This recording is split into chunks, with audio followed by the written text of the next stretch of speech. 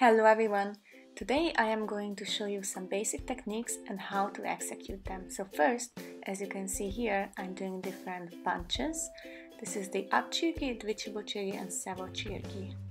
I'm using these three to show you how and where to do these punches. The front kick, which is called up chagi in Korean, is a very linear kick.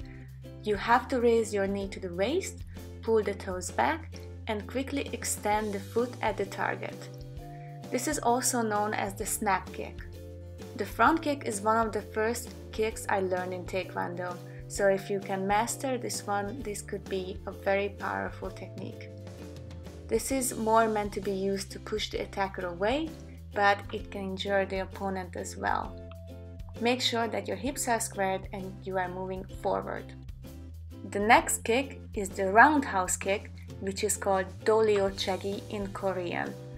You have to raise the knee up, turn the hips, pivot on the non-kicking foot, and snap the kick horizontally into the target at an 80 to 90 degree angle, either with the instep or with the ball of the foot with the toes pulled back.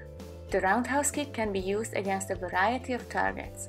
For example, it can be targeted low against the knee, or it can be targeted in the middle section against the ribs and the chest, or head high if you are really flexible. The side kick is called yopchagi in Korean. This is a very powerful kick in which the practitioner simultaneously raises the knee and rotates the body 90 degrees while extending their leg. This technique should strike with the outside edge of the foot, which is called balkal. Although using the heel may provide more force if used in sparring or breaking boards. Side kicks are powerful kicks, but they tend to be slower than other basic martial art kicks. For example, if you had to chamber your kick and then fire out to the side versus just launching a roundhouse kick directly at the target.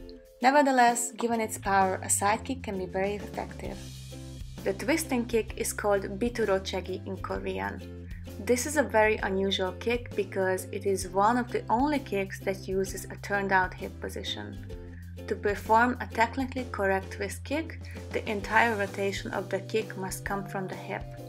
If the ankle or knee become involved in the rotation, those joints could sustain damage. When performing a twist kick, you can strike with either the ball of the foot or the instep of the foot.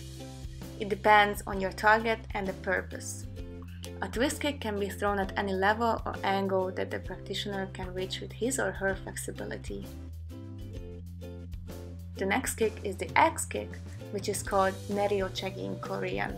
The leg is raised usually from the outside of the body, then the leg is pulled down with the heel pointed downward. It is typically targeted towards the head, shoulder or chest. Our next technique is the inward crescent kick, where you have to use the side instep. And this is the difference between the outward crescent kick, where you use the side of the foot, which is called foot sword or balkal in Korean. The next kicks are the goro chagi, which is the sweeping kick, and the golcho chagi, which is the hooking kick. These kicks may look similar, but there is a difference. The golcho chagi is when you do a little hook with your foot, and the golcho chagi is also using the back heel as the goro chagi, but in the goro chagi you actually do a little sweep. As you can see here, I am showing the two techniques. The next technique is the dvik chagi, which is the back kick. This is a very practical kick. It's very good when you have to turn your body away from the target and push the back leg straight toward the target, hitting it with the heel while watching over the shoulder. The turning motion helps to give this kick a lot of power, but do not spin out or lose the balance when using this attack. Here you can see I'm doing the back sweeping kick, a combination of the two last kicks. Always look behind you before you perform a kick.